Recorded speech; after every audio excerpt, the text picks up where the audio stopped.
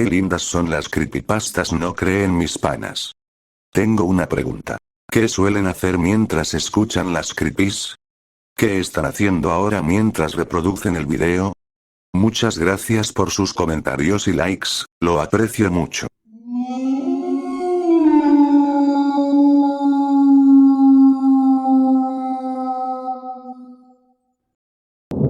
No te quedes a dormir.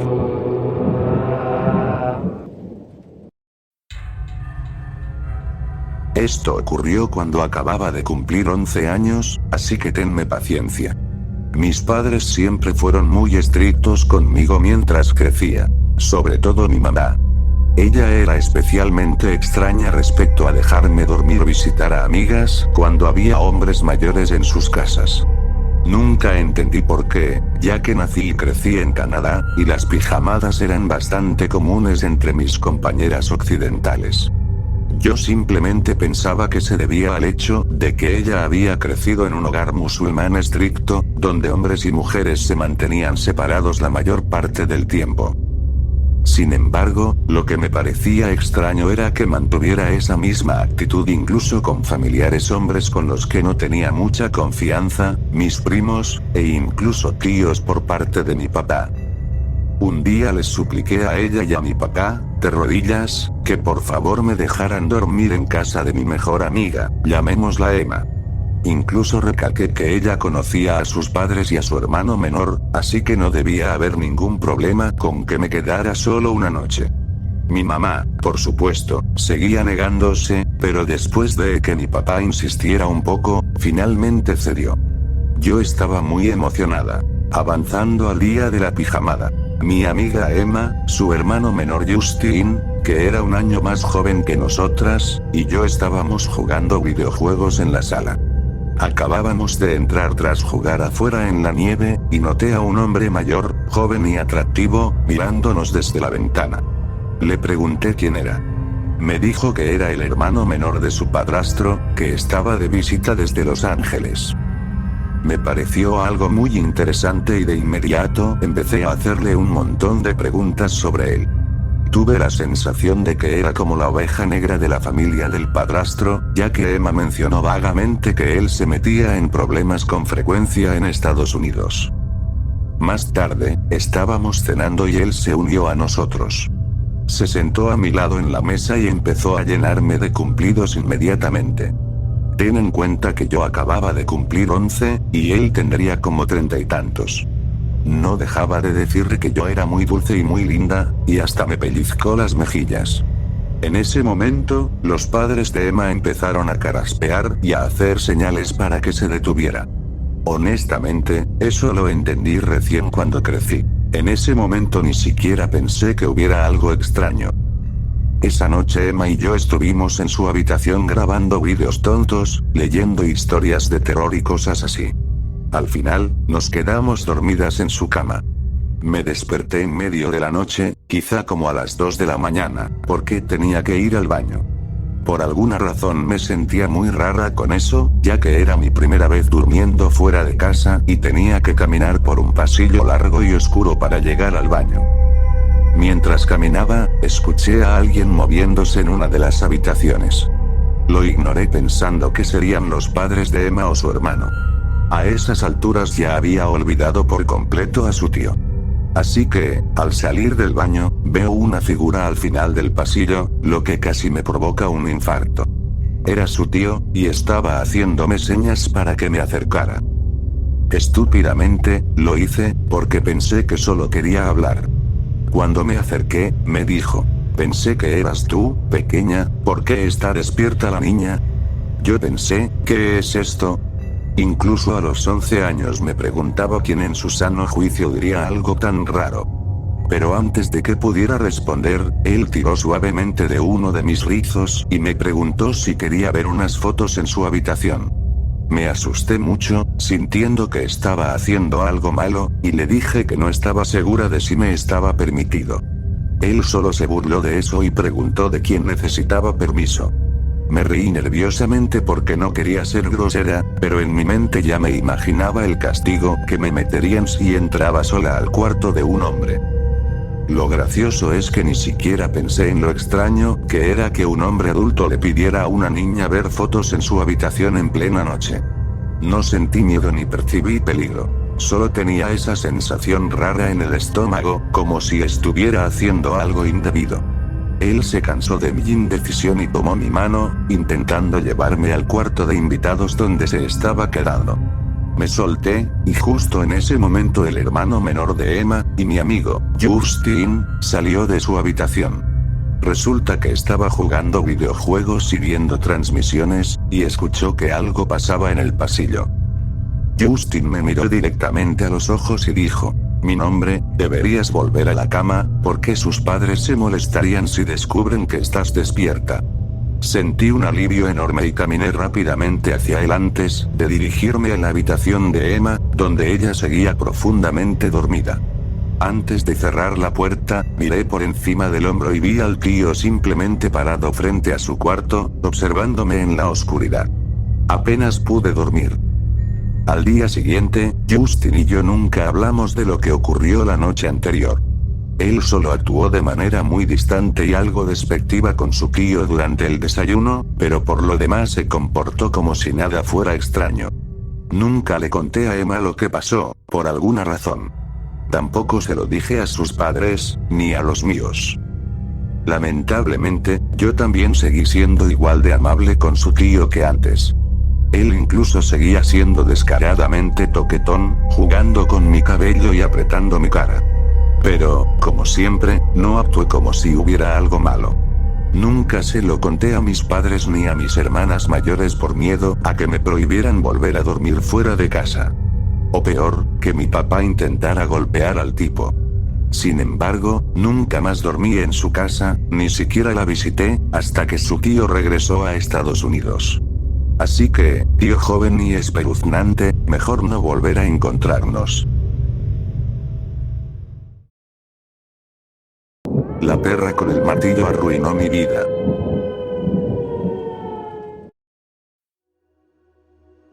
No recuerdo su llegada. No hubo un momento decisivo en el que entrara en mi vida e iniciara su reino de terror. No. Había estado ahí desde tan atrás como puedo recordar, y siempre tenía un martillo en las manos. No lo recuerdo, por supuesto, pero mi madre siempre decía que yo era un bebé distraído, siempre mirando algo en la esquina del cuarto. Mis padres seguramente se enternecían, preguntándose en qué sueña un bebé. Apuesto a que no se imaginaban que era ella. Eso era lo que yo miraba. ¿A quién miraba? ¿A quién siempre miré? ¿Por qué nadie más la veía? Estaba ahí, en el patio de juegos de la escuela, inclinándose sobre la mesa durante la cena y observándome dormir, con el cabello lacio cayendo por su espalda y un martillo grande, con garras, en sus manos llenas de venas. Intenté contarlo tan pronto como supe hablar. A cualquiera que quisiera escuchar. Niño imaginativo. Amiga imaginaria. Me descartaban con tanta facilidad. Podían ver que yo estaba asustado, le pedía a mi mamá y a mi papá todas las noches que le dijeran que se fuera, y ellos lo hacían. Se paraban en el marco de mi puerta como si fuera algún tipo de ritual vacío y le suplicaban a la entidad que se marchara. Nunca miraban al lugar correcto. Y ella jamás se inmutaba. Su expresión casi nunca cambiaba, pero podía jurar que cuando ellos fingían creerme, ella me miraba y sonreía. Satisfecha. Sabiendo que yo sabía que su apoyo no era más que una mentira. Y movía el martillo, lento y amenazante a su costado, dejando caer el brazo con su peso. Nunca intentó tocarme. Nunca se acercó más que a la esquina de la habitación, al menos no por mucho tiempo. Pero eso no hacía más fácil dormir. ¿Cómo puede dormir alguien con algo así observándolo? ¿Podrías tú? ¿En serio?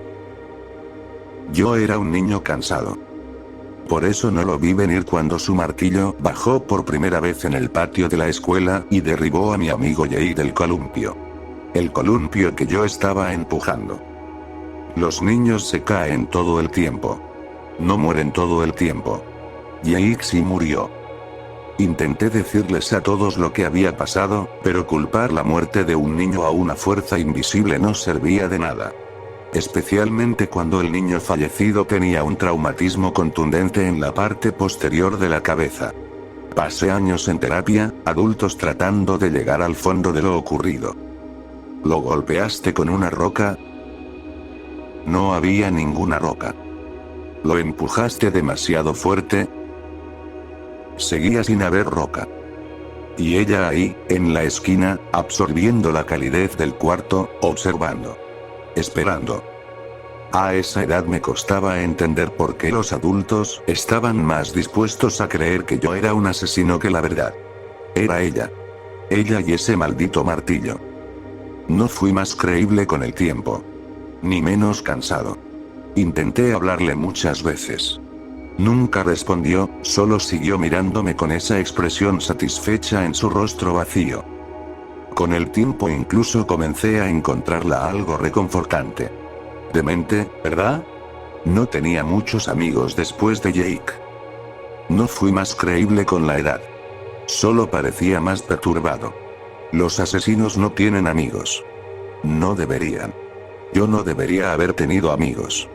Aprendí la lección. Tenía 15 años la segunda vez que el martillo cayó. Esta vez golpeó mucho más fuerte que con Jake. Ojalá eso fuera solo una metáfora, pero lo digo también de forma literal. Meredith. Así se llamaba. Mi primer amor. Mi primer beso. Mi primera vez. Un rito de paso, destruido. Nunca le conté a Meredith sobre ella y el martillo, preferí perderme en la distracción, absorbiendo cada rayo de sol que venía con mi hermoso amor. Intenté no parecer perturbado. Meredith siguió tan hermosa como siempre. Sin importar cuán fuerte el martillo hundía su rostro mientras ella se balanceaba, con la piel desnuda sobre mí. Seguía siendo hermosa. Incluso con el rostro hecho pedazos. ¿Cómo puedes parecer normal después de algo así? Dímelo tú. Una tragedia sospechosa en la infancia y luego la muerte violenta e inesperada de una adolescente inocente que no planeaba nada más que perder su virginidad esa noche. Me enviaron al hospital. Nunca mentí. Lo juro. Era ella. Siempre estuvo ahí. Vivió en mi habitación del hospital, con la sangre de Meredith todavía fresca en la garra metálica por más tiempo del que debería ser posible. Más preguntas, menos credibilidad. 15 años y mi vida ya estaba arruinada. Me dejaron salir a los 18. Sin pruebas. Debí parecer como cualquier otro criminal que jura ser inocente. Tenían todo excepto evidencia. Pastillas. Inyecciones. Terapia. Trabajo grupal.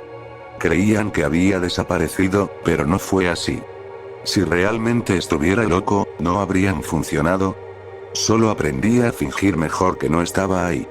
Aprendí a callar y aparentar normalidad. Volví a casa. He pasado casi una década en este dormitorio. Una década con ella. Mis padres dejaron de pedirle que se fuera. Dejaron de verme. Fingen que no, pero están avergonzados. Casi 30, todavía en casa, con 2 muertes a mis espaldas. Yo tampoco me querría. He considerado acabar con todo muchas veces. Pero ¿cómo voy a saber si sería el final? ¿Y si ella sigue ahí incluso después de que yo muera? Una década en mi dormitorio. Sin amigos. Los asesinos no tienen amigos. Sin amor. Pobre Meredith. Lo único que me mantenía en pie era el niño de la casa de enfrente. No sé su nombre, no tiene nombre al igual que ella. Está lleno de vida, más vida de la que yo he conocido. Y yo observo. Nada dañino. Nada raro. Solo me recordaba a mí. Si ella no hubiera venido conmigo. Él tiene amigos. Uno con quien juega todo el tiempo, igual que yo jugaba con Jake. Le tengo celos. No.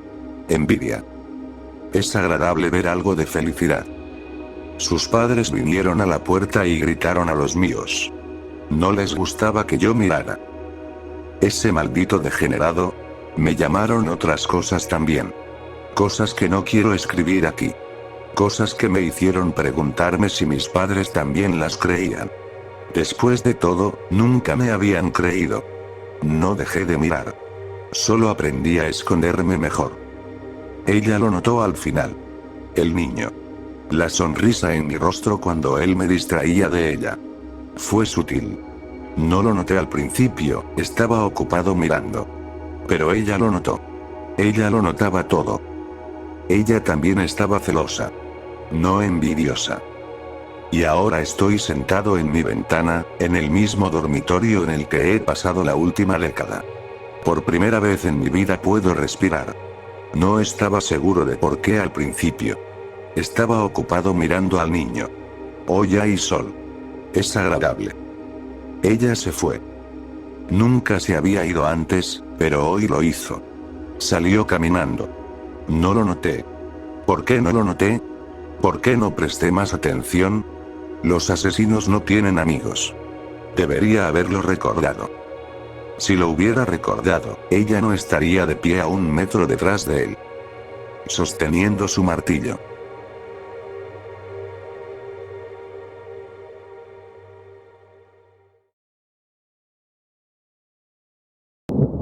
Acabo de ver algo.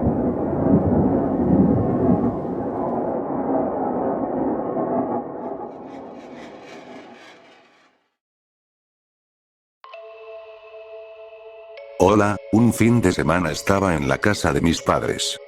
Estaba con mi madre en la sala, en el sofá, solo conversando. De repente, vi en el rincón de la casa algo negro. Era completamente negro, no era alto, era bajo, no tenía una forma específica, no tenía forma humana.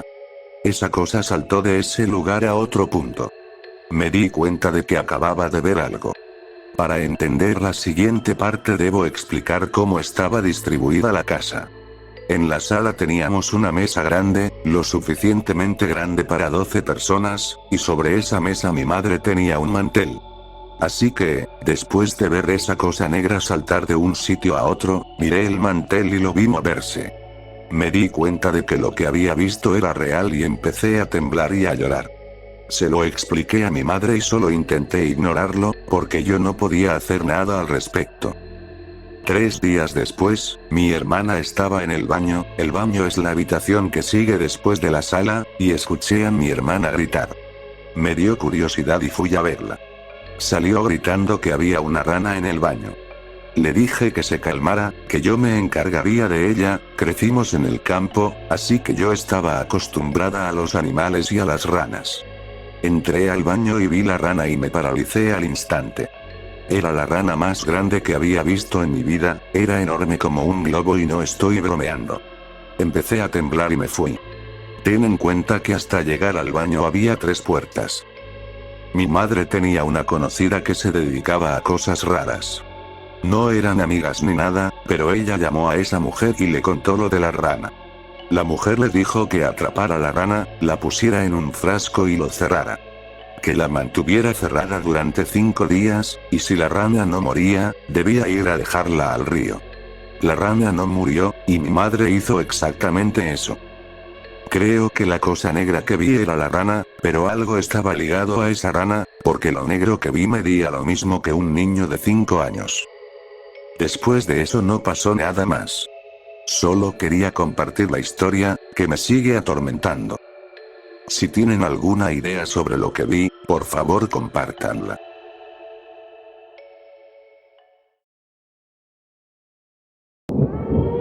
¿Crees en el destino? El destino. Algunas personas se ríen del concepto, y otras depositan en él todas sus esperanzas y sueños. Una intervención divina destinada a guiarnos por el camino correcto y mejor posible en la vida. ¿Qué crees que el destino tiene preparado para ti? ¿Crees que es una mansión, un gran jardín y una piscina azul? ¿O tal vez un amor tan fuerte que haría que Romeo y Julieta parecieran un simple romance adolescente? Quizás quieres hijos, una carrera, no preocuparte nunca por el dinero. Quizás ni siquiera sabes lo que quieres, pero confías en que el destino te llevará hasta allí. Cuando pensamos en el destino, Solemos pensar en las cosas buenas. Las coincidencias que llevan a eventos increíbles y demostraciones de humanidad. Pensamos en una vida turbulenta, fracasando hacia arriba hasta llegar a una meta final, y pensamos en personas cumpliendo sus sueños más profundos. Es hermoso, ¿cierto? Esperanza. Destino. Todos estos conceptos diseñados para darnos fe en lo desconocido. Pero el destino no siempre es bueno. ¿Qué hay de las partes malas? ¿Qué hay de la vez que mi padre, desesperado por darnos una Navidad decente, robó casas y se llevó un televisor, solo para que la antena fuera alcanzada por un rayo casi de inmediato? ¿Eso es destino? ¿Es karma? ¿O es solo una coincidencia? Es destino cuando la pareja que anhelaba un hijo nota esas pocas gotas de sangre que significan el fin de su esperanza. Es destino cuando una mujer, viviendo los mejores años de su vida en el punto más alto de su carrera, es arrastrada a una camioneta, agredida y abandonada. Es destino cuando niños mueren por genocidio en países en guerra mientras hacen dibujos con pasta en la escuela. No hay nada hermoso en eso. ¿Es el destino un sueño o es una pesadilla cruel? Estoy cansada de cuestionarlo. Estoy cansada de la broma cósmica que es la experiencia humana y estoy harta de que me digan que es el destino. Nunca creí en nada de eso. Somos los creadores de nuestro propio destino. Esa era mi filosofía y la mantuve cerca de mí durante muchos eventos traumáticos de mi vida. Mi papá fue a prisión por los robos. Lo merecía y a menudo pienso en esas familias pobres, dormidas en sus camas, soñando con una Navidad blanca mientras él merodeaba por sus salas. Mi mamá no pudo soportarlo, y como la mayor me convertí en una madre sustituta para mis dos hermanos menores, hasta que nos llevaron a un hogar de acogida porque la escuela notó que estábamos sucios. El hogar de acogida fue horrible. Nunca llegarás a nada, Mía. Niños como tú se convierten en sus padres, es como el destino. Nunca olvidaré esas palabras. Me las dijo la encargada del hogar, alguien que se suponía debía cuidarnos como si fuéramos sus propios hijos y alguien que, sospechaba, odiaba profundamente a los niños. Las palabras dolieron, pero no me entristecieron. Me enojaron. Pasé años luchando para demostrar que estaba equivocada. Era una estudiante ejemplar. Aprobé todos los exámenes con excelentes notas, y me convertí en la primera residente en la historia del hogar en ser aceptada en la universidad. El día que me fui, esa misma mujer me dijo que todos mis logros eran destino. Que siempre había visto algo especial en mí. Basura. Me convertí en doctora. Creo que tal vez fue un acto más de rebelión contra el concepto del destino. Si podía evitar que las personas murieran, salvar sus vidas, entonces tal vez podía ser la persona que cambiara el destino. Tal vez todos estos sueños y todas estas pesadillas finalmente estarían bajo mi control. Compré la casa de mis sueños y construí la carrera que siempre quise. Todo por mi cuenta. Si podía cambiar mi destino, tal vez podía cambiar el de otros. Me di cuenta muy rápido de que estaba equivocada. Podía cambiar el destino de unos pocos, pero no de muchos. Podía curar una infección grave, pero no podía revertir un cáncer en etapa 4 que luchaba valientemente contra cada ronda de quimioterapia. Esos pacientes que no podía salvar se convirtieron en una carga en mi mente. Pensaba en ellos todo el tiempo y en lo que podría haber hecho para cambiar las cosas. Algo que noté fue cuántos de ellos hablaban del destino al final. La crueldad de todo. Hace poco acepté una nueva paciente, una niña de 9 años con leucemia terminal. Todo lo que podemos hacer es intentar mantenerla cómoda hasta que la enfermedad finalmente la deje dormir para siempre. Es terrible. Lloro, histéricamente, en el baño después de cada cita que tengo con ella. Sus padres están agotados. Las ojeras bajo los ojos de su madre están al límite cada día que pasa. Y su hermana menor está perdiendo su infancia, pasándola en hospitales, viendo a su vibrante hermana deteriorarse lentamente. No solo es devastador. Es aterrador. Y ha cambiado el rumbo de mi vida para siempre. La semana pasada llegué a casa después de un turno, con los ojos ardiendo y las piernas casi incapaces de sostenerme. Giré la llave, entré en mi hogar y vi a una mujer en las escaleras. Doctora Mía. He estado esperando. Sonrió radiante. Con el corazón acelerado retrocedí unos pasos hasta quedar pegada a la puerta. No tenga miedo, no voy a hacerle daño, no puedo hacerle daño. ¿Quién es usted? Pregunté, observando a la mujer familiar y buscando en mis recuerdos más profundos una respuesta. Se mantenía erguida, con rizos oscuros y brillantes cayendo sobre sus hombros. Su piel era perfecta, sin una sola mancha o arruga, y aparentaba unos 30 años. A pesar de lo familiar que me resultaba, nunca había tratado a aquella mujer. No me recordaba a nadie de la escuela ni a los niños del hogar. Soy su paciente, doctora Mía. Me veo mejor con todo este cabello, ¿no cree? Doctora Mía. Solo mis pacientes jóvenes me llamaban así. Miré los ojos de la mujer y sentí un nudo en el estómago. Eran los mismos ojos que había visto en esa cama del hospital. No eres real. Me hablaba a mí misma. Lo dije en voz alta, pero estaba convencida de que la mujer era una visión de mi propia mente. Una interpretación retorcida que me mostraba una versión de esa niña moribunda que nunca llegaría a ser. Soy muy real, doctora Mía. Solo que estoy muerta. Sus palabras se sintieron como un golpe directo al corazón. Empecé a entrar en pánico, preguntándome si la niña había muerto después de mi turno y si sus padres estaban destrozados en ese mismo momento, su hermana triste y olvidada. Un nudo se formó en mi garganta. No llore, doctora Mía, usted sabía que llegaría el momento. De todas formas, no estoy aquí por eso, estoy aquí por usted. Mis peores temores se confirmaron y dejé de resistirme a llorar. Me había afectado. Cada muerte de un paciente es triste, pero algunas duelen un poco más. ¿Por qué? Pregunté con la voz entrecortada. ¿Por qué estoy aquí? ¿O por qué estoy muerta? La respuesta es la misma, doctora, destino. Tu muerte no fue destino. Eras una niña inteligente, hermosa y con un futuro brillante.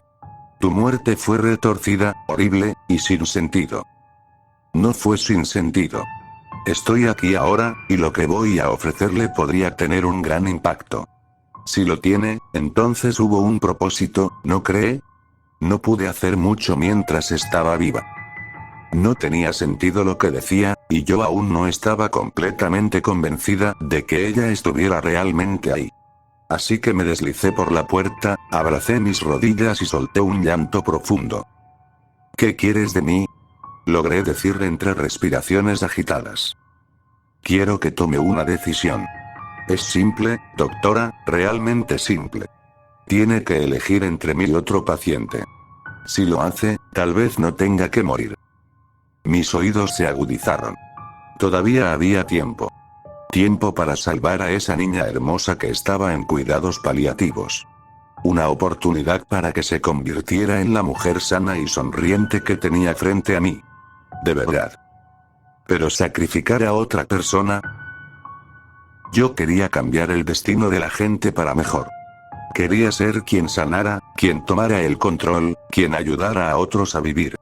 Nunca quise enfrentarme a este tipo de decisión. ¿Qué tengo que hacer? Nada.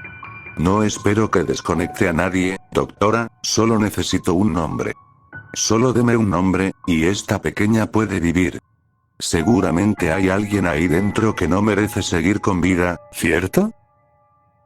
Me forcé a pensar en los otros pacientes que estaba tratando. La madre soltera con 4 hijos y unos 3 años de vida, el hombre mayor que vivía solo pero soñaba con volver a casarse, y todas las familias que quedarían destrozadas. Todos merecían una oportunidad. ¿Quién era yo para decidir algo así? Me quedé en silencio mientras ella se agachaba para quedar a la altura de mis ojos y me miraba con intensidad.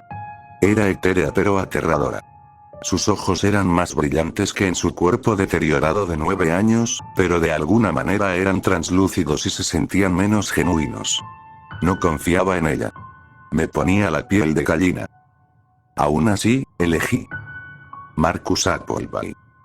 Ella sonrió una sonrisa malvada, enviando un escalofrío por todo mi cuerpo, luego empezó a desvanecerse en la nada. Extendí la mano, esperando sentir la suavidad de su cabello, pero no había nada que tocar. Pronto no quedó ningún rastro de ella. Me desperté esperando que todo hubiera sido un sueño vívido. Que había estado tan cansada cuando llegué del trabajo que me había desplomado en el sofá e imaginado todo el desastre. Pensé eso mientras el ardor en mi estómago y los latidos acelerados marcaban mi camino hacia el hospital. Me quedé de pie, apenas, mientras escuchaba el informe del médico que había trabajado el turno nocturno. No sé qué decir, Mia. Nunca había visto algo así. Hemos estado haciendo pruebas toda la mañana, pero está limpia. Curada. Es un milagro. Es como si la leucemia hubiera desaparecido de la noche a la mañana. Por supuesto que los padres creen que fue oración, pero me gustaría mantenerla en observación. Esto podría ser investigación importante.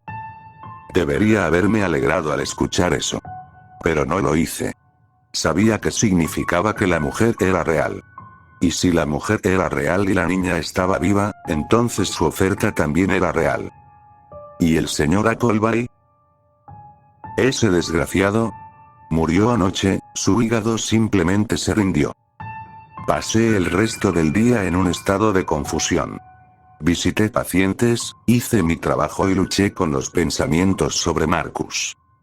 Marcus Appleby era un paciente inusual. No solemos recibir personas encadenadas a sus camas que requieren supervisión constante de un oficial.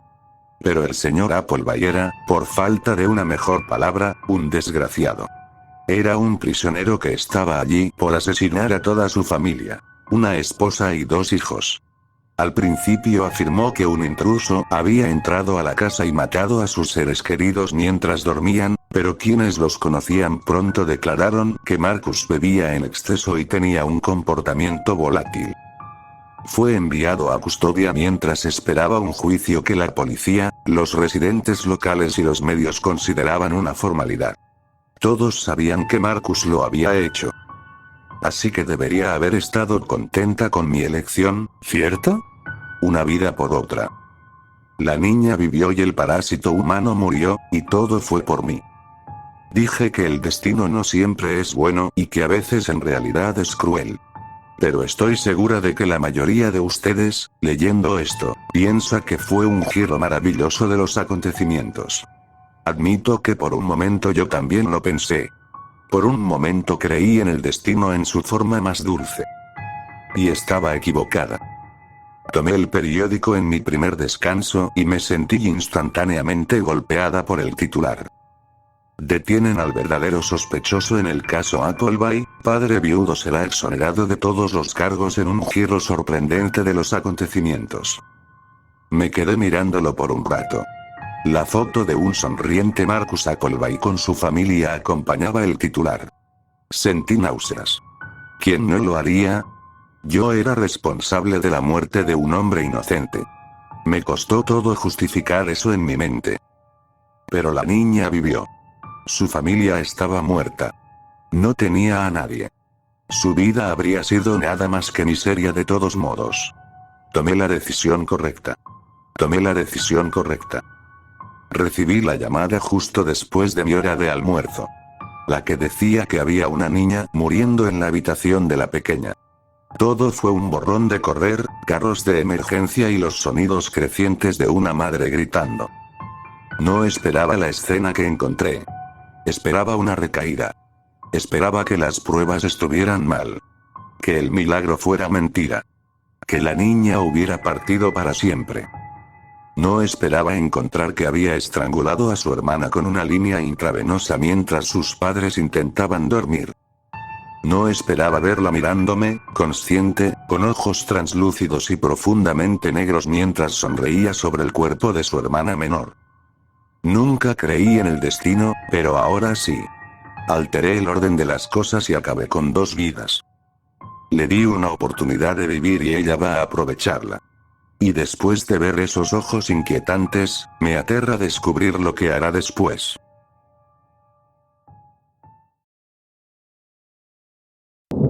Seguía un extraño hasta su casa y casi me meto en problemas.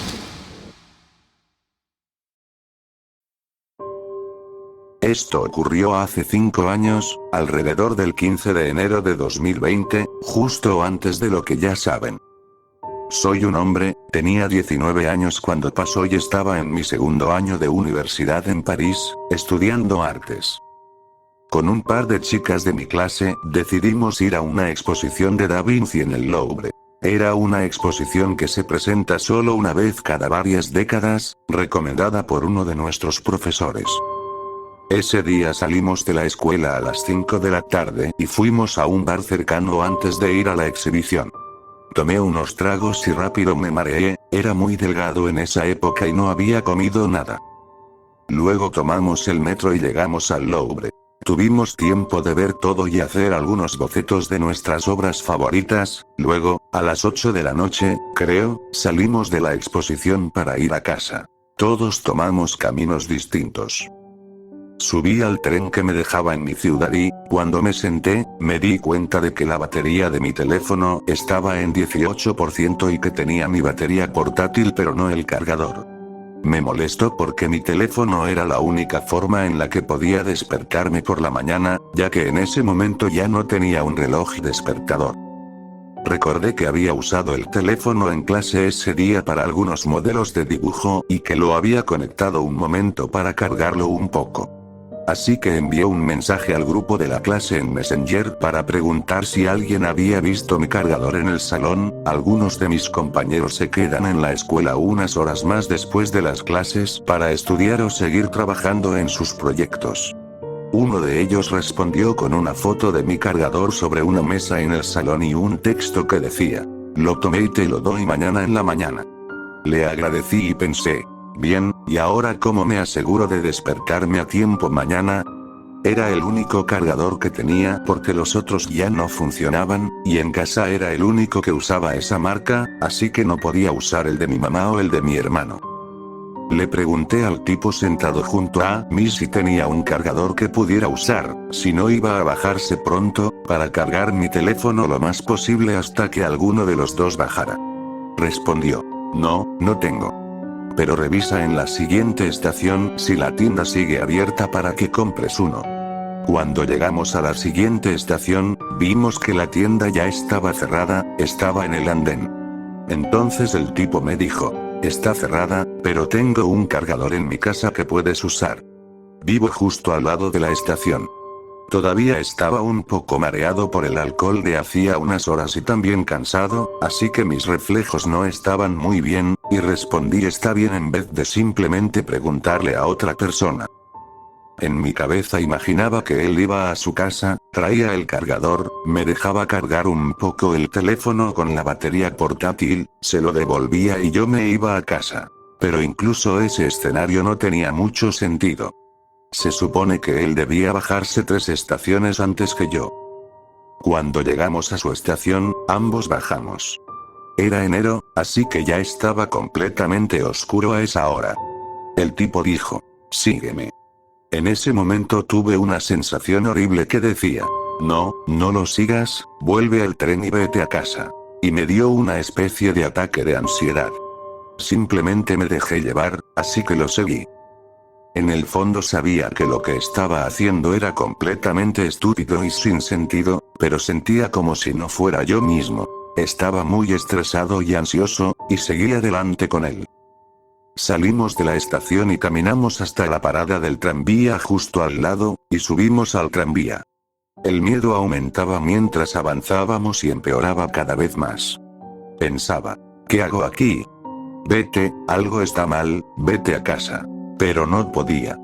Estaba como petrificado, era como si ya no pudiera controlarme. Creo que el tipo me estuvo hablando todo el tiempo y yo solo asentía. Ni siquiera prestaba atención.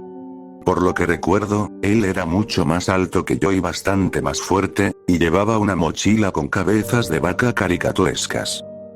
Nos bajamos en la parada más cercana, caminamos por la calle de al lado, unos 100 o 150 metros, y llegamos frente a un portón. Lo abrió con su llavero electrónico y yo me quedé en la calle, frente al portón, mientras él entraba. Se volteó y dijo, ¿qué haces? Entra conmigo. En mi cabeza decía, no, y aún así crucé y lo seguí. Esa era la entrada del complejo de apartamentos donde vivía. Después del portón había un camino largo que llevaba a un patio muy grande con varios senderos hacia 3 edificios distintos. Era de noche, así que no se veía mucho, aunque había algunas farolas en el patio. Caminamos hasta su edificio, que estaba al fondo, el más alejado de la salida del complejo. Otra vez, en mi cabeza imaginaba que él me lanzaría el cargador por la ventana para que lo usara, incluso ahora suena ridículo y sin sentido, pero aún así lo seguí hasta dentro del edificio. Subimos las escaleras al segundo piso y entramos en su apartamento. Una vez dentro, dijo, puedes sentarte, ya vuelvo. Mientras encendía la televisión, me daba un cargador del cajón de la mesita y entraba al baño. Me senté y pensé, ahora sí estás en un gran problema. Conecté mi teléfono. La batería estaba en 9% y no cargaba bien. Noté que el cargador estaba roto y tenía que inclinar el teléfono en un ángulo específico para que cargara. Miré a mi alrededor. El apartamento era muy pequeño y desordenado. Era básicamente solo un dormitorio con un pasillo pequeño entre la entrada y el espacio principal, con la puerta del baño en ese pasillo.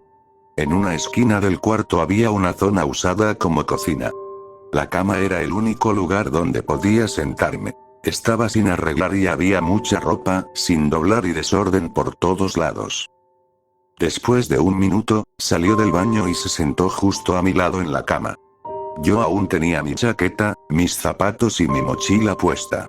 Fingí calma, pero por dentro estaba aterrado.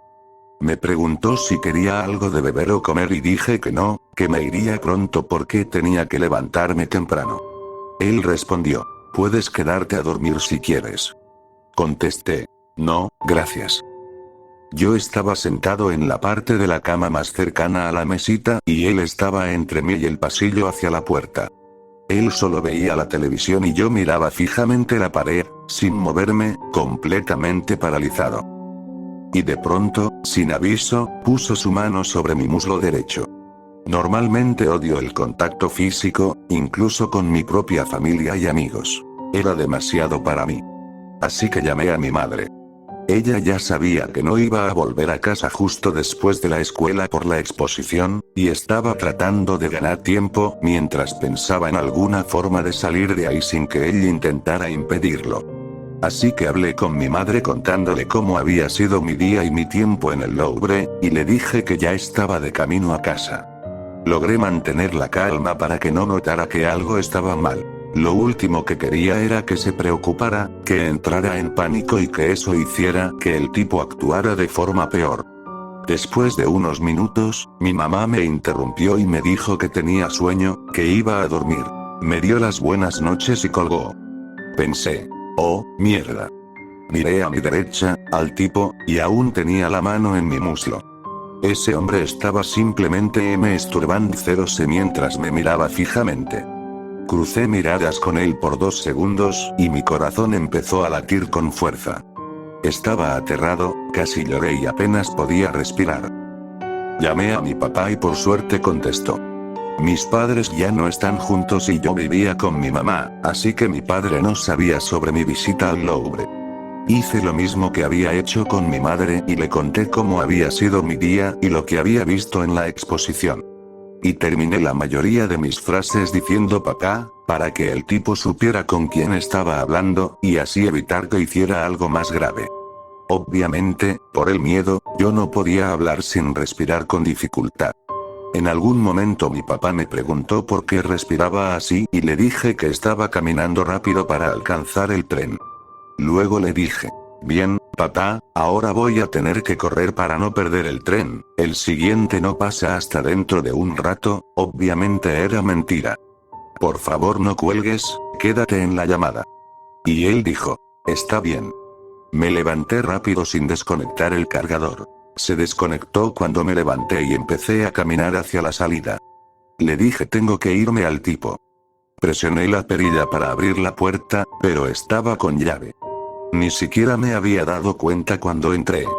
Me asusté aún más y el tipo se levantó, caminó hacia mí, abrió la puerta y me dijo: vuelve cuando quieras. Y me lamió el cuello. Tenía el brazo apoyado en el marco, así que tuve que agacharme para pasar. Me dio una palmada cuando estaba saliendo. Una vez fuera del apartamento, empecé a correr. Bajé corriendo las escaleras, incluso salté algunos escalones, salí del edificio, crucé el patio corriendo hasta el portón. Por fin estaba fuera del complejo, pero seguí corriendo hasta la parada del tranvía. Solo esperaba que el tipo no me siguiera o que alguien que él conociera, o a quien le hubiera hablado de mí, no estuviera buscándome o persiguiéndome. Por suerte, el tranvía llegó justo cuando llegué a la parada. El tranvía avanzó y mi padre seguía al teléfono. Le dije: bien, ya estoy en el tren. Te aviso cuando llegue a casa. Me dijo que tuviera cuidado de camino y que esperaría mi mensaje. Luego colgó. Desde ese momento me sentí aliviado, pero no podía evitar pensar: ¿qué habría pasado si no hubiera tenido la idea de llamar a mis padres? ¿Y si él se hubiese puesto más agresivo e intentado hacer algo más? ¿O si simplemente no me dejaba salir de su casa, o si había alguien más dentro con él? Literalmente cualquier cosa podría haberme pasado. Después de todo, estaba en su apartamento, en su universo, y él podía haber hecho lo que quisiera conmigo. Ahora solo sigo mi instinto, y si siento algo extraño definitivamente escucho a mi cuerpo, presto atención a las señales y, por supuesto, nunca hablo con desconocidos en el transporte público. Eran casi las 9:30 de la noche cuando subí al tren que me dejaba en mi ciudad. Llegué a casa a las 10:30. Todos estaban dormidos. Le avisé a mi papá que había llegado. Él respondió: está bien, gracias y buenas noches. La batería de mi teléfono seguía baja, creo que un poco más del 20%. Me acosté, pero no pude dormir en horas. A la mañana siguiente desperté, fui a la escuela y mi compañera me devolvió el cargador. Seguí con mi día. Solo se lo conté a una de mis amigas más cercanas un año después.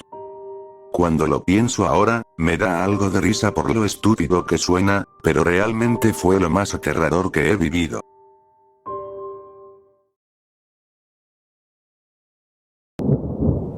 Tomé una pastilla para curarme del miedo. No estoy segura de que fuera un buen plan. ¿Puedes medir el miedo? ¿Conoces la diferencia entre unas cuantas mariposas en el estómago y un pánico catastrófico que te deja sin aliento? Son reacciones distintas a la misma emoción. Todo es miedo, solo en diferentes niveles de intensidad. La mayor parte de mi vida estuve paralizada por la ansiedad. Esa es solo una palabra elegante para miedo. Los doctores intentaron llenarme de pastillas, remedios e ideas de bienestar, pero nada funcionó. El yoga no calmó esas mariposas y los medicamentos nunca detuvieron las oleadas de un ataque. Mi miedo a la vida se convirtió en una fobia a hacer prácticamente cualquier cosa. No podía salir de mi casa, interactuar con otros, contestar el teléfono o siquiera cuidar adecuadamente a mi querido gato, que mi amable vecina acogió por lástima con la promesa de devolvérmelo cuando yo estuviera mejor. Mejor. Nunca iba a mejorar. Agorafobia era la palabra elegante que usaban para eso. Las palabras elegantes no me ayudaban. Nada realmente me ayudaba. Y prometo que no estoy aquí buscando compasión. Me pasé toda la vida haciendo eso y ya terminé. No podía seguir viviendo con el miedo, con esa constante sensación de que algo terrible estaba por ocurrir. Así que busqué un tratamiento alternativo. Revisé la red buscando algo revolucionario. No quería un tratamiento, quería una cura. Y la encontré. El Dr. B. Abrahams estaba buscando sujetos de prueba para un nuevo medicamento revolucionario que había desarrollado y que esperaba que eliminara el miedo del mundo y curara la ansiedad. Buscaba sujetos de diferentes contextos con experiencias variadas con el miedo, tanto personas temerosas como temerarias. Sé parte del futuro. Para ese momento ya estaba en lo más profundo de Internet, y no pude encontrar artículos legítimos ni credenciales relacionadas con el Dr. Abrahams, pero estaba desesperada. Llamé a la línea directa que aparecía, con los dedos temblando mientras marcaba un número por primera vez en años. Lloré mientras hablaba con la asistente del doctor, Brenda. Apenas podía controlar el miedo irracional que sentía, pero terminé la llamada, con aceptación inmediata en el programa. Brenda dijo que, debido a mis circunstancias, organizaría una visita del Dr. Abrahams a mi casa para explicarme los riesgos del medicamento y ayudarme a administrar la primera dosis. Ella fue reconfortante. Le agradecí, pero de inmediato comencé a estresarme por los controles posteriores. ¿Cómo me las arreglaría sola después de que el doctor se fuera? Brenda respondió mi pregunta y terminó la llamada con una sola frase. Después de la primera dosis nunca volverás a tener problemas para manejarlo. Pasaron 2 semanas y llegó el día de la cita. Casi no dormí esa noche, preparándome mentalmente por la visita del misterioso doctor. 2 personas llegaron a mi puerta a media mañana. Me quedé en el umbral con un nudo en el estómago, forzando una sonrisa mientras las invitaba a entrar. El mayor y más alto de los 2 hombres llevaba una bata blanca ambigua, una que sospeché podría haber comprado fácilmente por internet. No tenía placa con nombre ni bolsillos llenos de lapiceros o instrumentos médicos. Era mayor, como un abuelo pero sin el aire amable, y sonreía, aunque era una sonrisa seria, casi solemne. El más joven era rudo y atractivo, vestido con jeans rotos, una camisa blanca y un enorme abrigo de piel rosa. Sonreí de verdad ante lo llamativo de su atuendo, usando músculos que había olvidado que existían. Tenía un aspecto salvaje, con ojos muy abiertos que parecían absorber partes de mi alma y envolverlas en montones de piel rosada. El hombre mayor extendió la mano para estrechar la mía. Hola Amy, soy el Dr. Abrahams, pero por favor llámame Barry. Este es mi amigo, Cameron. Lo traje porque ya completó mi ensayo con éxito, y pensé que podrías beneficiarte hablando con alguien que haya pasado por lo mismo. Asentí, abrumada por la información. ¿Les gustaría una taza de té? Pregunté, sintiendo la expresión vacía en mi rostro. El miedo comenzaba a subir, esa horrible sensación de que había cometido un gran error. Mi estómago se revolvía mientras me preguntaba si siquiera tenía bolsitas de té. No hace falta. Traje el mío. El doctor Barry sacó un pequeño termo de su chaqueta y lo colocó sobre la mesa donde los había sentado. Continuó. Nombré al medicamento Valor. Surgió a partir de mis propias ansiedades, que pasé años intentando eliminar. Lo probé primero en mí mismo, por supuesto, y finalmente estoy siendo reconocido en círculos científicos como un pionero en este campo. Solía tener un terrible miedo a las alturas, pero desde Valor me he subido a la rueda de Londres, he visto la vista desde el Shard y viajé hasta Lions Head en Ciudad del Cabo, Sudáfrica. Fue increíble. No se detuvo con mi miedo a las alturas. Este medicamento fue diseñado para romper límites. Una vez que recibas esta primera dosis, no sentirás absolutamente ningún miedo. Ningún miedo a nada. Es fantástico. Pero no solo me creas a mí, Cameron, muéstrale. Me giré hacia el chico del abrigo rosa, y él me miró con una sonrisa seca. Noté que ninguno de los 2 tenía mucha vida o expresión real en los ojos, a pesar de su entusiasmo por Valor. En cambio, tenían miradas vacías, huecas, y expresiones de una tranquilidad casi siniestra. Ignoré esas señales, atribuyéndolas a mis propias ansiedades. Cameron se levantó y metió la mano en el bolsillo interno de su magnífico abrigo, sacando un cuchillo. Mi corazón se desplomó 6 pies dentro de mi cuerpo. Por favor, no, supliqué, conteniendo las lágrimas mientras oleadas de miedo recorrían mi cuerpo, paralizándome. No te preocupes, Amy. Nadie aquí quiere hacerte daño, al contrario. Él es un experto. El doctor rió con calma mientras Cameron lanzaba el cuchillo al aire y se colocaba debajo, mirando hacia arriba mientras caía. Solo se movió en el último milisegundo, evitando por poco ser atravesado en el ojo. La hoja cayó en punta, clavándose en la alfombra. Cameron tenía una sonrisa eufórica, encantado con su logro perturbador. Definitivamente no parecía asustado. «Respira», exclamó Barry, notando mi expresión. «Tienes la oportunidad de hacer preguntas o retirarte ahora». Inhalé profundamente, revisando mentalmente el cúmulo de preguntas para escoger una. ¿Y si Cameron era actor? ¿O ya era algún experto en acrobacias? ¿Dónde estudió el Dr. Abrams? ¿Cuáles eran los riesgos? ¿Por qué no podía ordenar mis ideas? ¿Cuánto dura? Una pregunta inútil. Pero la única que pude sacar de mi boca. La primera dosis dura hasta 1 año, luego la segunda la vuelve permanente. Tomé unas cuantas respiraciones más, notando sus expresiones felices y sus ojos vacíos. No quería lanzar cuchillos, pero quería sentir que, si quería, podría hacerlo. Quería subir montañas, conquistar mis miedos. Solo salir de casa ya sería suficiente. Está bien. Tenía un mal presentimiento, pero lo dejé de lado. Pensé que siempre estaba asustada. Quizá mis temores sobre el Dr. Abrams y Valor eran igual de irracionales que todos los demás. Tal vez esto iba a salvar mi vida miserable. Me equivoqué. Los siguientes minutos fueron un torbellino.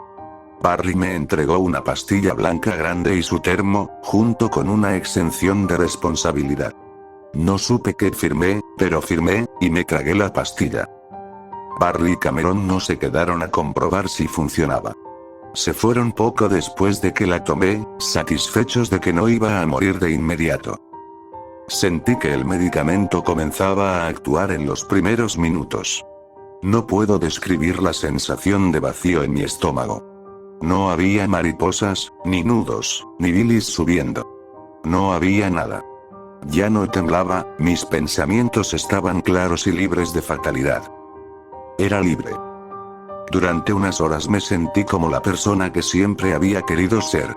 Me di una ducha y salí a correr, sonriendo y saludando a vecinos con los que nunca había cruzado mirada. Fue tan liberador. No podía decidir cómo quería pasar mi primer día lejos de los miedos que me habían perseguido, pero estaba emocionada por dejarme llevar. Las cosas no empezaron a salir mal hasta que comencé a cocinar. Decidí preparar algo aventurero, una paella que había amado en unas vacaciones de niña, pero que siempre había tenido miedo de arruinar. Nunca la volví a probar después de desarrollar una fobia a los aviones poco después de ese viaje. Siempre había tenido tanto miedo de volar que juré no hacerlo nunca más. Preparé mis ingredientes, cortando con el cuchillo a una velocidad que antes jamás hubiera intentado. Encendí la cocina y de pronto sentí un impulso abrumador de poner mi mano en el fuego. Sabía que las consecuencias serían horribles y sabía que iba a doler. Valor no curaba el dolor, pero tenía que hacerlo de todos modos. Era como si un gusano se hubiera metido en mi mente y estuviera controlando mi mano. Necesitaba probar el medicamento. El pensamiento era tan invasivo como mis ansiedades anteriores. Y, efectivamente, ni un momento de miedo cuando metí la mano en el calor sin siquiera un estremecimiento. Ni un rastro de instinto humano de supervivencia se activó cuando moví mis dedos dentro de las llamas, gritando de dolor. Cuando terminé, envolví mi mano con calma en un paño de cocina, apagué la estufa y caminé hasta el hospital cercano. Cuando me preguntaron qué había pasado, les dije que me caí e intenté frenar la caída sobre la hornilla de gas. No creo que me creyeran, pero igual me vendaron. Llamé a la línea directa cuando llegué a casa y hablé de nuevo con Brenda. No fue tan amable esta vez, pero claro, ya no estaba llorando ni rogando por su ayuda. ¿No le preguntaste al doctor por los efectos secundarios? No debería tener que hacerlo. Ustedes lo enviaron para explicarme los riesgos y nunca lo hizo. ¿Por qué tuve el impulso de hacer lo que hice? Es la naturaleza humana querer romper límites, tus límites ahora son diferentes. Gracias por el comentario, se lo transmitiré. Adiós. Inútil. Todo era inútil. Esa noche me senté junto a la ventana de mi sala viendo a la gente pasar, viviendo vidas sin preocupaciones. Ya no tenía miedo, pero me preocupaban mis acciones. Y mi mano dolía muchísimo. ¿De qué me servía esta nueva mentalidad si tenía que encerrarme para mi propia seguridad? Que se joda eso. No tenía miedo. No tenía miedo, así que salí y caminé por el vecindario de noche. Era algo que la versión anterior, aterrorizada, jamás hubiera hecho, prefiriendo la seguridad de mis montones de cobijas y una puerta cerrada. Las casas eran inquietantemente hermosas de noche. Nunca había disfrutado la oscuridad, pero sin el terror de lo que pudiera estar acechando en las sombras, podía disfrutar cada segundo. Los animales que nunca veía de día, las pocas personas que deambulaban, sonriendo con cautela cuando las saludaba, y el brillo de las luces en las casas. Quería pasar cada momento afuera. Ver cada paisaje que antes me había dado miedo enfrentar. «Hey. ¿Qué te pasó en la mano?». Una voz surgió detrás de mí. No salté, solo me giré con calma para ver un par de ojos huecos ya conocidos, cubiertos por un abrigo de piel rosa. Cameron estaba solo esta vez, sin el doctor. «¿Qué haces aquí? Y tú también tomaste el medicamento, deberías saber qué pasó. Te llegó el impulso, ¿verdad?». Ese impulso inevitable de llevar las cosas al límite. Asentí, conteniendo un gesto de dolor mientras mi mano palpitaba. No debería hablar contigo, pero tenía que hacerlo. El doctor perdió la cabeza. Valor no funciona y él lo sabe, cuando te des cuenta, te va a ofrecer la segunda dosis antes de tiempo. No la aceptes. No termines como yo. ¿De qué hablas? Antes parecías bastante feliz. Cameron soltó una risa corta. ¿Feliz? Valor no sirve para la felicidad. Sigo tan deprimido como siempre. Y ahora la única forma en que puedo sentir algo es escuchando ese impulso. Lo observé de arriba abajo, fijándome en cada parte esponjosa de su fabuloso abrigo, que bajo la luz de la luna tenía un tono distinto. Buscaba cicatrices. Una mano como la mía, una pierna rota, lo que fuera. No uso esto solo porque antes era demasiado cobarde para vestir como quería, ese fue solo un efecto secundario positivo. Mientras hablaba, Cameron comenzó a quitarse el abrigo, acariciando los mechones con los dedos. Lo uso para ocultar el impulso. Quedó bajo la oscuridad de la noche solo con una camiseta sin mangas, revelando una enorme cantidad de cortes y marcas en sus brazos. Ahogué un grito. ¿Qué, crees que esquivé ese cuchillo todas las veces? Este medicamento te quita el miedo, no te vuelve sobrehumano. Me acerqué y extendí mi mano vendada para tocar sus brazos heridos. Él estaba bajo un poste de luz, justo al borde de la acera, con la luz y la luna iluminando su rostro atractivo. Me agradas, Amy. Por favor no cometas los mismos errores que yo. ¿Cuánto tardaste en tomar la segunda dosis? Pregunté, acercándome para observar sus ojos vacíos. Un mes. ¿Qué pasó en ese mes? El impulso se volvió tan fuerte, cada día tomaba riesgos más grandes. Riesgos que podían matarme. Llamé a Barry desde el hospital después de caer de un estacionamiento, y él dijo que era lo que quedaba de mi miedo, impidiéndome ser realmente libre. Dijo que vendría a darme la segunda dosis. Funcionó al principio. Tuve 3 meses antes de que el impulso regresara. Así que comencé a buscar a otros participantes del estudio. El doctor llevó a un tipo a mi primera cita también, así que intenté encontrarlo. ¿Quién era? No importa, Amy, estaba muerto. Todos lo están. Accidentes horribles, suicidios. Todos murieron haciendo algo arriesgado. Ya la tomé. ¿Por qué no me dijiste esto en mi casa? ¿Por qué viniste con Barry y me engañaron? No estaba asustada al hablar, pero sí estaba furiosa. Tú también firmaste la exención sin leerla. Así que serás la invitada en la casa del próximo sujeto, si llegas tan lejos. He estado en los últimos 3. Había olvidado la exención, el documento que firmé sin pensarlo. Tal vez yo sería la que lanzara cuchillos después. La expresión de Cameron cambió de atormentada a una emoción vacía. No pude descubrir lo que la causaba hasta que fue demasiado tarde y los faros me cegaron. Corrió desde el borde de la acera directamente hacia el tráfico veloz que venía de frente, con una pregunta enfermiza. ¿Quieres ver hasta dónde vuelo? Tomé el abrigo rosa y corrí. Corrí lejos de la sangre, del hueso destrozado y del conductor llorando, cuyas reacciones no le habían servido de nada. No quería ser parte de eso, yo solo había querido una vida normal. Terminé en una parte de la ciudad que no reconocía, envuelta en el abrigo de Cameron. Su repentino error fatal había sido claramente incontrolable, un resultado del horrible medicamento que también corría por mi sistema. Los pensamientos se arremolinaban en mi mente mientras avanzaba con dificultad, mis piernas ardiendo mientras intentaban seguir. En algún momento algo se activó, adrenalina, el impulso, algo, no sé qué. Y pronto, inexplicablemente, me encontré en la azotea de un edificio alto. He estado aquí toda la noche, observando a la gente moverse allá abajo y al sol finalmente salir. Mis pies cuelgan por el borde y hay una brisa fría que sube desde abajo. Es una vista hermosa, una que nunca habría experimentado en mi antiguo estado de ansiedad. El espectáculo de luces baila entre la jungla de concreto cada vez que miro hacia abajo. Pensé mucho durante la noche. Pensé en el valor y el miedo, y comprendí que Cameron tenía razón. El medicamento no funcionó. Dejó solo un miedo atrás, uno que se cierne en el fondo de mi mente. El miedo a no volver a sentir miedo nunca más. Aunque llegué a la conclusión de que el medicamento no funciona para lo que se supone, no puedo negar que tiene un efecto. El impulso es tan fuerte. Hay una curiosidad abrumadora que me golpea cada vez que me inclino sobre el borde para mirar hacia abajo. Me pregunto si todavía le tengo miedo a volar.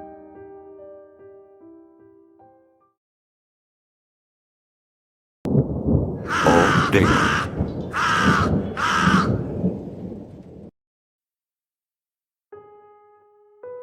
En el momento en que puse los ojos en Damon me enamoré. ¿Te suena patético? Sé que no todos creen en el amor a primera vista y, sinceramente, yo tampoco lo hacía, no hasta que lo conocí. Él fue asignado a la sección de carne en el supermercado donde yo trabajaba acomodando estantes. Tenía el cabello oscuro y ondulado, un poco crecido, y un rostro amable, con una pequeña cicatriz justo encima de la ceja izquierda. Pensé que era perfecto.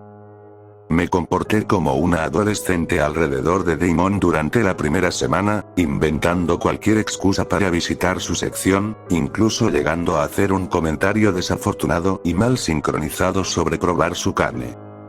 Era una vergüenza y lo sabía, pero algo en él me convertía en un desastre lleno de deseo. Damon no correspondió mi interés. Ni un poco. De hecho, era como si no supiera que yo existía. No importaba cuántas veces habláramos, nunca recordaba bien mi nombre. Lisa. Linda. Lauren. Se me rompía el corazón. No exagero. Realmente sentí que se quebraba un poco más cada vez que me ignoraba.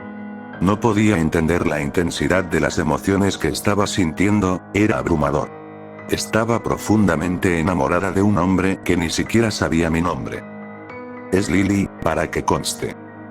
No sé en qué momento mi admiración cruzó la línea hacia la obsesión. Pero sé que lo hizo. ¿Eso lo hace aceptable, no? Soy consciente de que no era sano, así que supongo que eso significa que no estoy loca. O tal vez sí lo estoy, y quizás solo estoy usando lo que pasó para justificarlo. Empecé a observar a Damon. No solo en el trabajo desde un pasillo cerca de su sección, sino también durante los descansos. Descansos que sincronizaba perfectamente con los suyos. Donde él estaba, yo estaba. Cambié turnos con compañeros para terminar al mismo tiempo que él, solo para seguir su auto unos minutos en el camino a casa. Cada día un poco más lejos, hasta que descubrí dónde vivía. Eso es inquietante, ¿verdad? Lo sé. No necesitas decírmelo. Pero ese no es el punto. Cuando pasas tanto tiempo observando a una persona, estudiándola, haciendo todo lo posible por conocerla, entonces notas cosas. Notas cosas que otras personas jamás verían, y había mucho que notar sobre Damon. Todo empezó con las comidas. Una vez que tenía nuestros turnos sincronizados, empecé a permanecer en la sala de descanso a la misma hora que él para el almuerzo. Excepto que él nunca comía. Entraba a la sala, tomaba su bolsa y luego entraba al baño, pasando unos 10 minutos en el cubículo. Era habitual. Cada almuerzo era igual. No suelo especular sobre los hábitos de baño de nadie y traté de no obsesionarme con eso. Hasta el día en que salió con sangre en el labio. Fresca, roja y secándose rápido sobre su barba incipiente, era inconfundible. Me pregunté si tal vez era betarraga, pero habría sido más morada. Hice un mal trabajo ocultando mi mirada ese día y Damon me sonrió mientras se limpiaba los labios. Notó que lo estaba observando. Debería haber estado encantada. Apenas unas horas antes habría dado mi brazo izquierdo por una sonrisa suya, pero no era amistosa ni, mucho menos, coqueta. Era siniestra. Y fue la primera señal de que algo iba mal. Debía haber dejado de observarlo entonces. Debía alejarme y olvidarme de él, pero no pude. Era como una compulsión, no importaba cuánto intentara desviarme o cuánto gritaran mis instintos, la memoria muscular me llevaba a seguirlo como un cachorro perdido. Estaba en negación. La segunda señal llegó una semana después de la sonrisa ensangrentada. Había hecho todo lo posible por suprimir ese recuerdo y lo había logrado en parte. Me asignaron a la sección justo al lado de la suya y disfrutaba la vista. Tomé un pequeño descanso para pasar detrás del mostrador y verlo desde un ángulo más cercano, fingiendo que buscaba algún documento. Su delantal estaba manchado de sangre y, frente a él, había un cadáver de cerdo mientras lo preparaba fresco para el mostrador. Era preciso con el cuchillo, tallando como si fuera una pintura al óleo. Estaba hipnotizada, y por primera vez desde el incidente en la sala de descanso, él hizo contacto visual conmigo. Luego, lentamente, usó el cuchillo para sacar un ojo de la cabeza del cerdo y se lo metió en la boca. Me quedé sin palabras. No sabía qué hacer. Lo observé masticar, saboreando cada momento, y miré alrededor para ver si alguien en la tienda había visto lo mismo que yo. No fue así. Por supuesto que no. Nadie observaba a Damon como yo. Mi enamoramiento se arruinó, contaminado por el miedo. Sentí que mi instinto empezaba a abrirse paso entre la ola de amor cegador que había sentido durante semanas. Le di una excusa al gerente y me fui temprano. No podía explicar lo que acababa de ver, sabía que nadie me creería. Mi fascinación por Damon había sido tan obvia que estaba segura de que pensarían que era la parte despechada y resentida. En cierto modo, supongo que lo era. No. Esto no se trataba de mí. Él era perturbador. Esa noche conduje hasta la casa de Damon y estacioné afuera. No sé por qué lo hice. Tal vez quería entender qué tenía de malo. Tal vez solo quería estar cerca de él. Era un trayecto que había hecho más veces de las que me gustaría admitir, y terminaba en una pequeña cabaña familiar junto a un parque. Me había sentado fuera imaginando nuestras vidas juntos antes. Ahora solo me preguntaba qué cosas enfermizas estaría haciendo ahí dentro. Me quedé tanto tiempo afuera que mis ojos empezaron a ponerse pesados y sentí que me estaba quedando dormida. Entonces me despertó un grito. Fue un sonido tan brusco que sentí que mi corazón se detenía por un momento. Miré por la ventana delantera hacia la casa, encogiéndome en mi asiento, pero no pude ver nada. En esa zona un grito podría confundirse con un zorro, pero yo sabía que no lo era. Podía sentirlo. Todo apuntaba hacia una conclusión siniestra, aunque todavía no sabía cuál era. Sentí que entraba en pánico mientras intentaba ordenar mis pensamientos. Estaba atormentada por la imagen de él masticando el ojo arrancado. Marqué a la policía. Dejé la denuncia de forma anónima, diciendo que había oído el grito provenir de la casa mientras hacía ejercicio nocturno, luego colgué. No podía ponerme en evidencia por mi comportamiento cuestionable, pero sentía que tenía que hacer algo. Conduje a casa y pasé la noche entera preocupada. Me quedé despierta mirando el techo y preguntándome qué significaba todo lo que había visto. ¿Qué estaba comiendo Damon en el baño? Había imaginado el globo ocular, el grito. ¿Era yo? Admito que todo suena increíble. Aún así, tragué saliva mientras abotonaba mi camisa del uniforme a la mañana siguiente, lista para mi turno. Entré en la sala de descanso preguntándome si Damon había sido arrestado, pero no era así. La sala estaba vacía y su bolsa de tela marrón colgaba en los ganchos comunales como cualquier otro día. Mi corazón latía rápido y la curiosidad empezaba a asomar. Temblando, revisé la bolsa y saqué un recipiente plástico transparente y ensangrentado, que contenía lo que parecía un trozo de carne cruda. Tiré del borde de la tapa y solté el envase con horror al ver lo que había dentro. La fina pieza de carne ensangrentada tenía un mechón de cabello largo y rubio adherido. Después de tomarlo con cuidado, cerré de golpe el recipiente y lo acomodé para que pareciera como antes. Mis sospechas eran correctas, algo iba muy mal con Damon. Decidí contárselo al gerente. Le pediría revisar la bolsa, encontrar el recipiente y llamar a la policía. Era un plan sólido. La tienda era grande y busqué al gerente por varias secciones. Algunos compañeros dijeron que lo habían visto haciendo rondas esa mañana, pero nadie lo había visto en al menos una hora. Después de un rato me puse frenética. Caminé de un lado a otro de la tienda, decidiendo que volvería a la sala de descanso para llamar directamente a la policía. En el camino, una voz me detuvo. Lily, ¿cierto? Me giré para verlo junto al área de carne. No era el gerente, era Damon, y esa sonrisa maliciosa y siniestra estaba clavada en su rostro presumido. Ven, quiero mostrarte algo, continuó, entusiasmado, disfrutando de la expresión aterrada en mi cara. Miré alrededor buscando a un compañero, pero la sección estaba vacía. Con las piernas temblando me acerqué a él y pasé detrás del mostrador, fuera de la vista.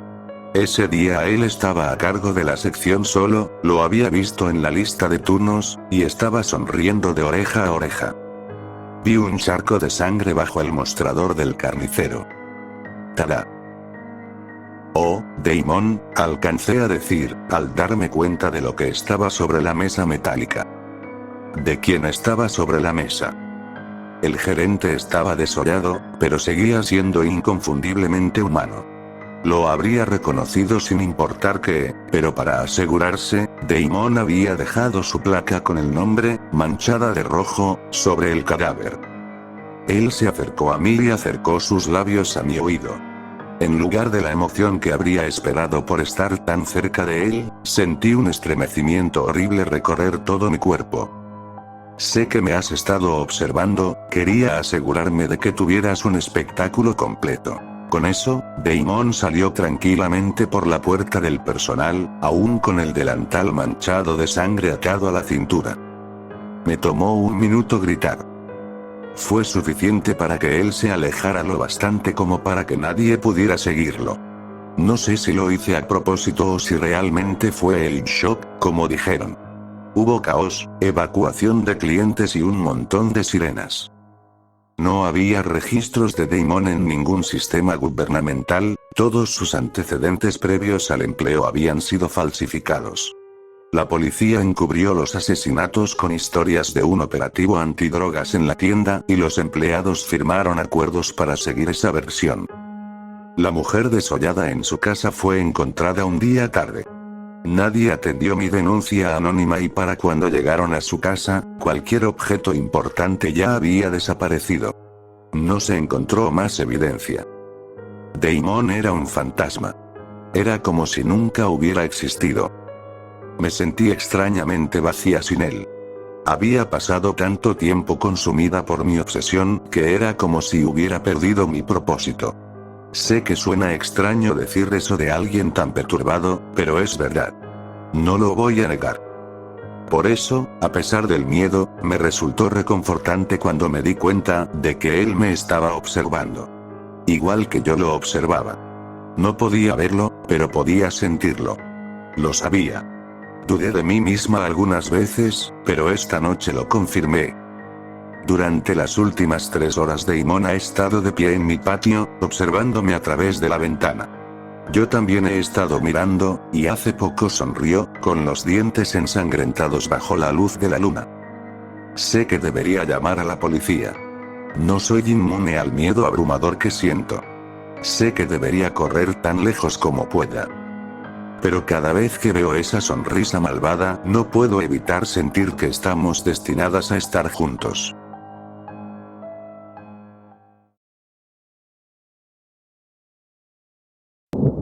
No salgas. Ignora todos los gritos de auxilio, por muy humanos que suenen. No salgas afuera. Ignora todos los gritos de ayuda, sin importar lo humanos que suenen. Gritó el padre de Alex.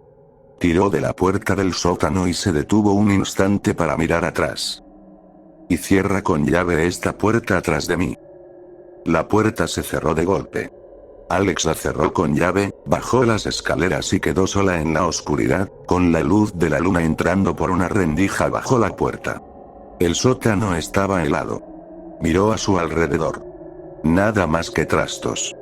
Juguetes de su infancia, muebles rotos que su padre se negaba a tirar, pilas de libros y periódicos, y las viejas pertenencias de sus abuelos. Rebuscó un poco y encontró el sillón reclinable de su abuelo. Bueno, al menos un lugar donde sentarse. Pensó. Movió una bicicleta vieja y arrastró la silla hasta el centro de la habitación. Después buscó en un baúl con cosas de su abuela. Dentro había una colección de figuritas de porcelana, unas agujas de tejer y un espejo de mano. Alex lo tomó, le quitó un poco de polvo y miró su reflejo. Sobre su hombro derecho alcanzó a ver unas mantas y cojines escondidos debajo de un álbum de fotos viejo. Olían mal y estaban cubiertos de polvo, como todo allí, pero eran mejores que quedarse helada. Se recostó en el sillón, se envolvió con la manta e intentó dormir. Un golpe contra la puerta la despertó de un salto. Se subió la manta hasta la cabeza y se quedó inmóvil. El golpeteo cesó. Justo cuando empezaba a tranquilizarse, sonó un suave toque. Quizá solo sea el viento, se dijo. Otro golpe, esta vez mucho más fuerte. Un nudo le apretó el estómago. Intentó mantenerse calmada, repitiéndose que era el viento, pero estaba tan nerviosa que retrocedió hacia la esquina del sótano y se escondió detrás de una vitrina de cristal. «Hola», llamó una voz. Los ojos de Alex se abrieron de par en par. Se agachó aún más tras el mueble. «Hola. ¿Hay alguien ahí? Por favor, necesito un lugar donde esconderme». La voz era débil, apenas podía oírla. Los golpes se hicieron más fuertes. «Por favor, si hay alguien ahí abajo, necesito ayuda». La mente de Alex corría a toda velocidad. ¿Quién será? ¿Por qué necesita ayuda? ¿Debo dejarlo entrar?, pensaba. La advertencia de su padre resonaba en su cabeza. Sin importar lo humanos que suenen. ¿Qué había querido decir con eso? Notó la luz de la luna brillando por debajo de la puerta. Tal vez si me acerco pueda ver quién es, pensó. Avanzó lentamente hacia el centro de la sala, pasando junto al sillón en dirección a las escaleras. Estaba tan concentrada en la puerta que tropezó con una pila de libros y cayó al suelo, tirando la bicicleta y un montón de periódicos. Los golpes se detuvieron. «Oh, hola. ¿Hay alguien ahí? Oigo a alguien moverse. Por favor, tienes que dejarme entrar». La voz ahora era más clara, pero había algo extraño en ella. Sonaba fría, sin emoción. No era ni masculina ni femenina, ni joven ni vieja. Alex llegó al pie de las escaleras y, con esfuerzo, se atrevió a hablar. «Oh, hola. Sí, por favor, hola. Tienes que ayudarme. ¿Puedes dejarme entrar?». Alex no sabía qué hacer. La voz sonaba desesperada, pero la advertencia de su padre retumbaba en su mente. No se atrevía a acercarse más. Sí, estoy aquí. Pero no voy a abrir la puerta. ¿Qué? ¿Por qué? Afuera hay algo horrible rondando. Si no me dejas entrar, me atrapará. Estoy en grave peligro. Por favor, abre la puerta. Rápido. Suplicó la voz. Un escalofrío recorrió a Alex. ¿Cómo que algo horrible? ¿Quién eres? No hay tiempo para eso, estoy en peligro ahora. ¿Por qué no me dejas entrar? ¿No vas a ayudarme? La voz empezaba a sonar enojada. No lo haré. ¿Qué? ¿Por qué? Porque mi papá me advirtió antes de irse. Que no abriera la puerta a nadie. Eso no tiene sentido, solo déjame entrar. Los golpes volvieron a retumbar. ¿Qué hay afuera? ¿Por qué estás en peligro? Abre esta maldita puerta, ya. Rugió la voz. El golpeteo cesó y regresaron los golpes suaves. Alex estaba tan asustada que no pudo hablar, y ni siquiera sabía qué hubiera dicho de poder hacerlo. No quería enfurecer más a lo que fuera que estaba del otro lado. Miró la rendija bajo la puerta y tuvo una idea. Si subo y me agacho, podré mirar por debajo. Tal vez así vería a la persona que estaba afuera. Subió las escaleras con sigilo y se agachó junto a la puerta justo cuando los golpes se detuvieron. Se quedó congelada un instante, antes de tumbarse en el suelo y mirar. No había nada, solo podía ver el jardín trasero. Soltó un suspiro de alivio. Quizá ya se fueron. Se giró para bajar cuando otro fuerte golpe retumbó en la puerta.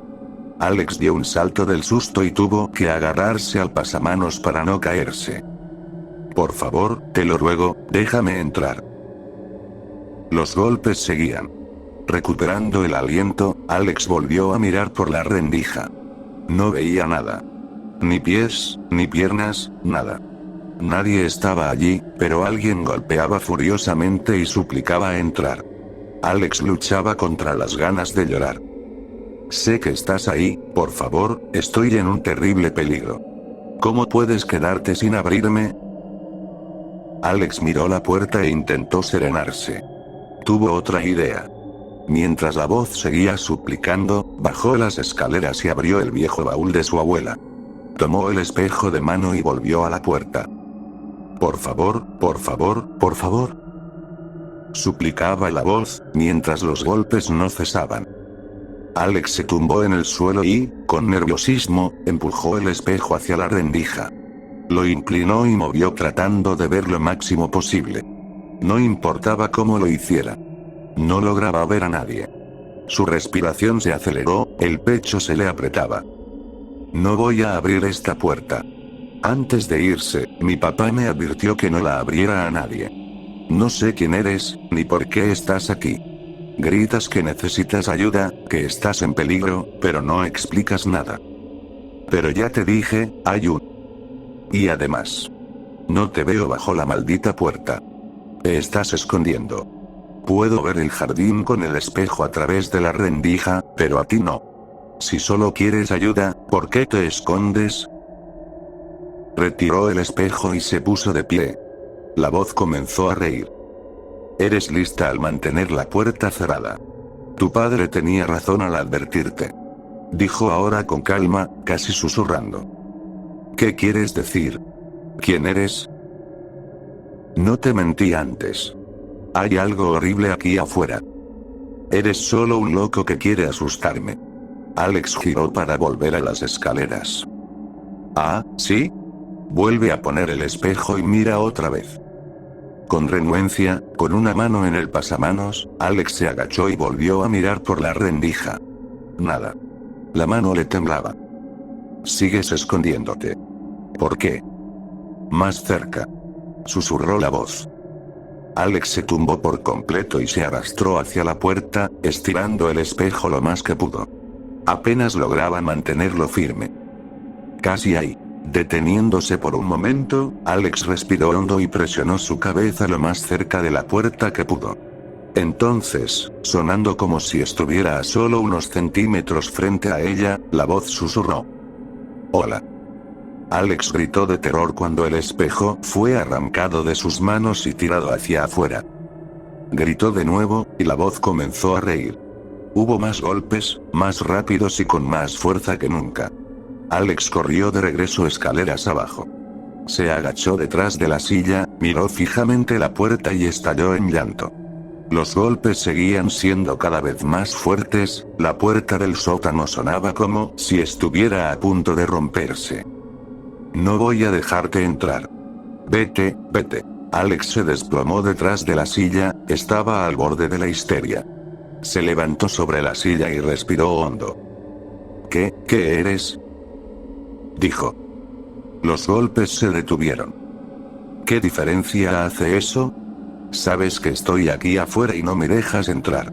Respondió la voz, divertida. Dime qué eres.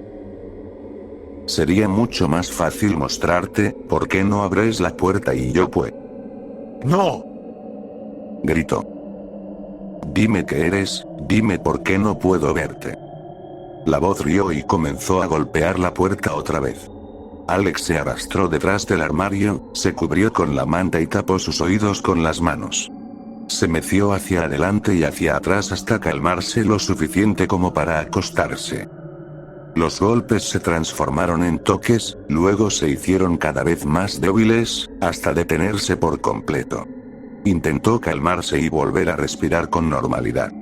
Permaneció quieta lo que le parecieron minutos, o quizás horas, en silencio, sin estar segura de si estaba despierta o dormida. Entonces, hubo otro golpe en la puerta, menos violento que antes. Alex. Alex, ¿estás ahí? Era la voz de su padre. Se arrastró fuera de detrás del armario, miró la puerta y vio la luz del sol brillando a través de ella. Alex, soy papá. Alex, ¿estás ahí? Por favor, dime que estás bien. Saltó de detrás de los muebles y miró hacia las escaleras. Debajo de la puerta podía ver la sombra de su padre de pie afuera. Alex suspiró aliviada y corrió escaleras arriba. Papá. ¿Dónde estabas? Había algo afuera y estaba tratando de que abriera la puerta. Alex, cariño, gracias a Dios que estás a salvo. Ven, abre la puerta, tenemos que salir de aquí ahora. Desbloqueó la cerradura y salió corriendo, lista para abrazar a su padre. Dejó escapar un grito de alivio. Papá, yo. Alex miró alrededor, confundida. No podía ver a su padre por ninguna parte. El jardín estaba vacío. Papá. Papá. El terror la invadió. Alex corrió de nuevo al sótano, cerró la puerta de golpe y echó el cerrojo. Volvió a bajar corriendo las escaleras, y se quedó temblando en medio de la habitación. Miró frenéticamente a su alrededor asegurándose de estar sola. Unos libros cayeron de la pila frente a ella y gritó. Solo unos libros. Pensó, intentando recuperar el aliento. Sintiendo una fuerte inquietud, Alex volvió a esconderse bajo el armario y se cubrió la cabeza con la manta. Entonces, un susurro alegre dijo. Qué amable de tu parte dejarme entrar.